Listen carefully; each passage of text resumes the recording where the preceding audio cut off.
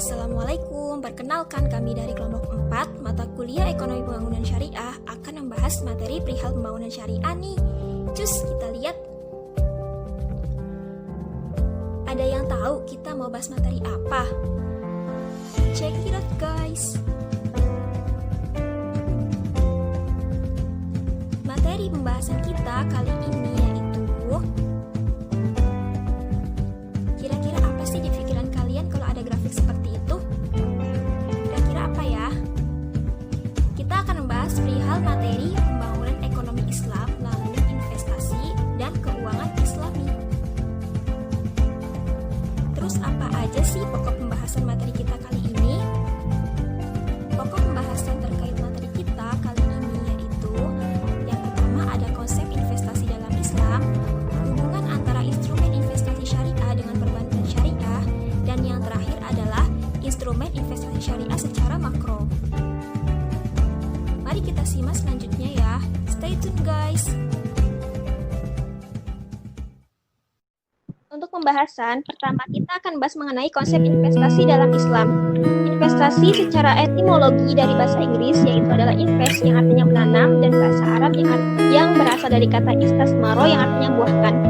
Dalam Islam, investasi disebut juga penanaman dana atau penyertaan modal untuk suatu bidang usaha tertentu yang kegiatan usahanya itu tidak bertentangan dengan prinsip-prinsip syariah, baik objeknya maupun prosesnya.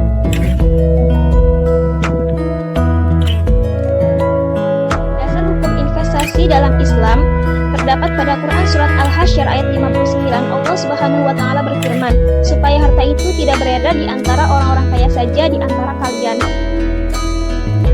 Dan menurut fatwa DSN MUI nomor 7 tahun 2000 disebutkan, pada dasarnya semua bentuk muamalah termasuk di dalamnya aktivitas ekonomi adalah boleh dilakukan kecuali ada dalil yang mengharamkannya. Kita akan membahas mengenai prinsip ekonomi Islam dalam investasi.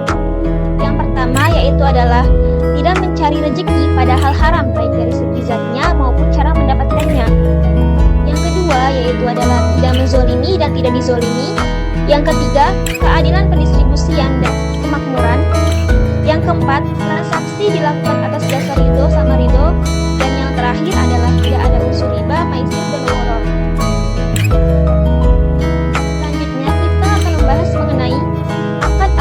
Dalam investasi syariah.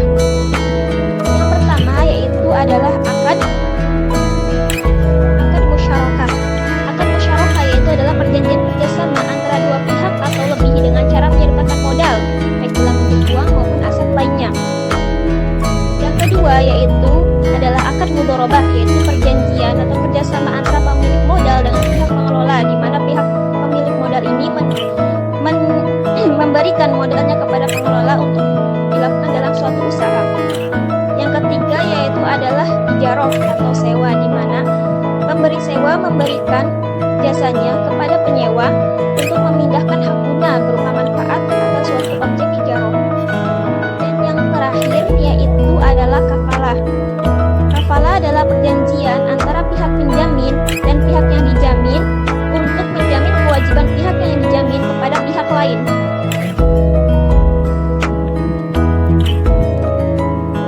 Kita akan bahas mengenai screening syariah. Secara umum, dalam mengidentifikasi kategori saham syariah, setidaknya harus melalui dua proses, yaitu proses penyaringan dan proses pembersihan dengan ketentuan sebagai berikut. Yang pertama adalah emiten dan perusahaan publik yang secara jelas menyatakan dalam anggaran dasarnya bahwa kegiatan usaha emiten dan perusahaan publik tidak bertentangan dengan prinsip syariah. Dan yang kedua adalah emiten dan perusahaan publik yang tidak menyatakan dalam anggaran dasarnya bahwa kegiatan usaha emiten dan perusahaan publik tidak bertentangan dengan prinsip syariah, namun memenuhi kriteria sebagai berikut. Yang pertama, kriteria kegiatan usaha perusahaan tidak boleh melakukan kegiatan usaha yang bertentangan dengan prinsip syariah. Dan yang kedua adalah kriteria rasio keuangan, di mana rasio antara total utang berbasis bunga dibandingkan total aset tidak lebih dari 45%, serta rasio total pendapatan dengan rasio total pendapatan tidak halal lainnya tidak lebih dari 10%.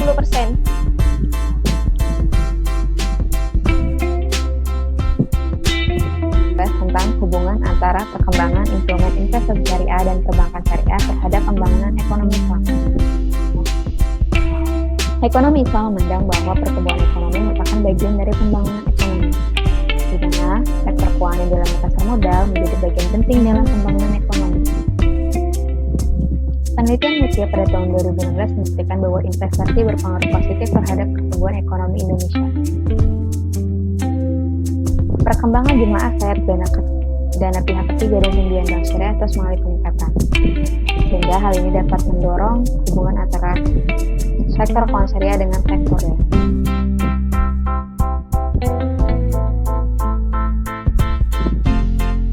Nah, berikutnya kita akan bahas apa saja sih instrumen investasi syariah secara makro. Pertama ada sukuk. Menurut Fatwa MUI nomor 32 tahun 2002, sukuk merupakan surat berharga jangka panjang berdasarkan prinsip syariah yang dikeluarkan emiten kepada pemegang obligasi syariah, di mana emiten wajib untuk membayar pendapatannya kepada pemegang obligasi syariah berupa bagi hasil, margin, dan mengembalikan kembali dana obligasi pada saat berikutnya. Pertama ada sukuk retail dan sukuk tabungan. Sukuk retail merupakan sukuk yang diterbitkan oleh pemerintah melalui Kemenq dan dijual pada WNI. Begitupun dengan sukuk tabungan yang merupakan SBSN, bagian dari tabungan investasi perseorangan WNI yang ditaruhkan dalam mata uang rupiah melalui agen penjual yang diterbitkan tanpa waktu. Peran sukuk sebagai instrumen pembangunan ekonomi: pertama, diversifikasi sumber pembiayaan APBN.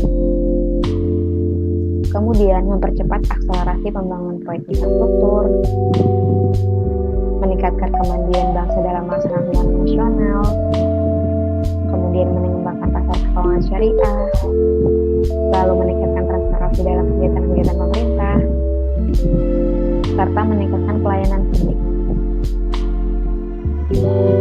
Instrumen yang kedua yaitu saham syariah. Saham syariah merupakan surat berharga bukti penyertaan modal kepada perusahaan. Peranan saham syariah dalam peningkatan investasi di Indonesia pertama adalah dalam mekanisme saham syariah terhadap proses screening untuk mengidentifikasi saham-saham yang melanggar prinsip-prinsip. Menurut peneliti dari International Islamic University Malaysia bahwa pasar modal sangat penting dalam menggerak perekonomian suatu negara. Maka metode screening ini menjadi elemen penting dalam melakukan pengawasan terhadap emiten di pasar modal. Dengan begitu, maka akan muncul investor bertanggung jawab dalam investasi, sehingga dapat mendorong peningkatan produktivitas di sektor real dan dapat berkontribusi dalam menggerakkan pertumbuhan ekonomi. Dan yang ketiga adalah reksadana syariah. Dalam Undang-Undang Nomor 8 Tahun 1995 tentang pasar modal menyebutkan bahwa reksadana adalah wadah yang dipergunakan untuk mengumpulkan dana dari masyarakat modal untuk selanjutnya diinvestasikan dalam portofolio efek oleh manajer investasi. Reksadana syariah sendiri sudah tentu pengelolaan kebijakannya mengacu pada syariat Islam. Peran reksadana syariah dalam perintihan investasi di Indonesia yaitu reksadana menjadi wadah yang dapat digunakan oleh pemodal yang memiliki waktu dan pengetahuan yang terbatas. Dan pengelolaannya sudah tentu berpedoman pada nilai syariah. Serta sarana investasi ini juga menguntungkan bagi perusahaan-perusahaan yang tidak dapat mengakses fasilitas kredit eksternal akibat profil risiko yang tinggi dan dapat menghimpun dana dari masyarakat. Nah, ada quotes dari Warren Buffett tentang investasi yaitu never depend on single income, make investment to create a second source. Nah, artinya bahwa dalam rangka meningkatkan inklusivitas keuangan syariah diperlukan untuk kita menumbuhkan semangat dalam berinvestasi khususnya pada instrumen investasi syariah. Nah, itulah pemaparan dari kami. Semoga dapat bermanfaat bagi kalian semua. Terima kasih yang sudah mendengarkan dan melihat video kita. Sekian dari kami. Thank you very much guys.